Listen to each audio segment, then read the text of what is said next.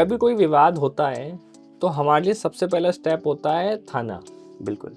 तो हम लोग जब थाने में जाते हैं, बहुत सारे लोगों को यही नहीं पता है कि तहरीर और एफआईआर में डिफरेंस होता है।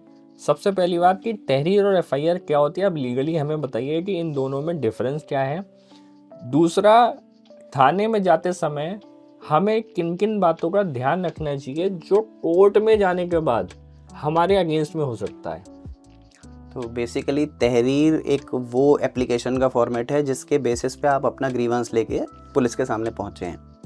पुलिस उस पर इन्वेस्टिगेशन करती है और उसको लगता है कि ये कोई संज्ञेय अपराध या कॉग्निजेबल ऑफेंस बन सकता है, तो वो उसको एफआईआर में कन्वर्ट करती है।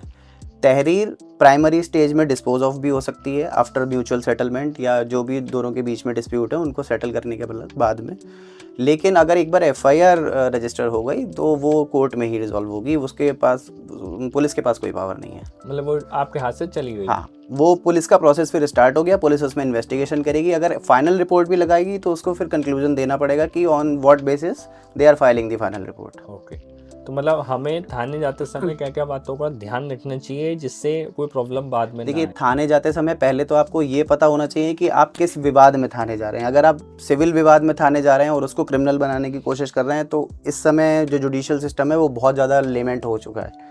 वो आपके ऊपर हैवी कॉस्ट इम्पोज कर देगा। आपका क्रिमिनल केस तो खत्म होगा ही होगा, साथ में आपके ऊपर एक कंटेम्प्ट केस शुरू हो जाएगा। ओके, तो सिविल मैटर्स को आपसी जमीन विवाद है या किसी की प्रॉपर्टी का मैटर है उसको क्रिमिनल केस देने की रूप बनाने की कोशिश ना हम करें। लोग ज़्यादातर ये करते हैं कि होती कुछ बात है, घुमा के बात कुछ और लिखवा दी जाती है बिल्कुल। कि ये हुआ वो हुआ। तो मतलब इसमें बहुत सावधान रहने की ज़रूरत है। बिल्कुल। और क्रिमिनल ट्रायल में इवन 90% एफआईआर में या जो भी क्रिमिनल केसेस फाइल होते हैं उनमें एक्विटल इसलिए हो जाता है, आरोपी इसलिए बरी हो जाते हैं।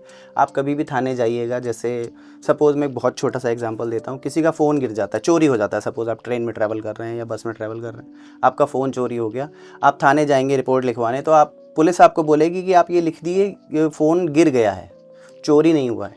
इन दैट केस अगर एफआईआर रजिस्टर होती भी है, आपके स्टेटमेंट रिकॉर्ड होंगे कोर्ट में, आप बोलेंगे कि फ़ोन चोरी हुआ है, एफआईआर में लिखा हुआ है गिर गया है, तो आपके स्टेटमेंट कॉन्ट्राडिक्ट हो गए, मैटर वहीं खत्म हो गया। मैटर वहीं खत्म हो गया। मतलब वो लोग तैयारी से चलते हैं, वहीं पर क्रैश हो जाए, मैटर खत्म हो। बिल्कुल बिल्कुल।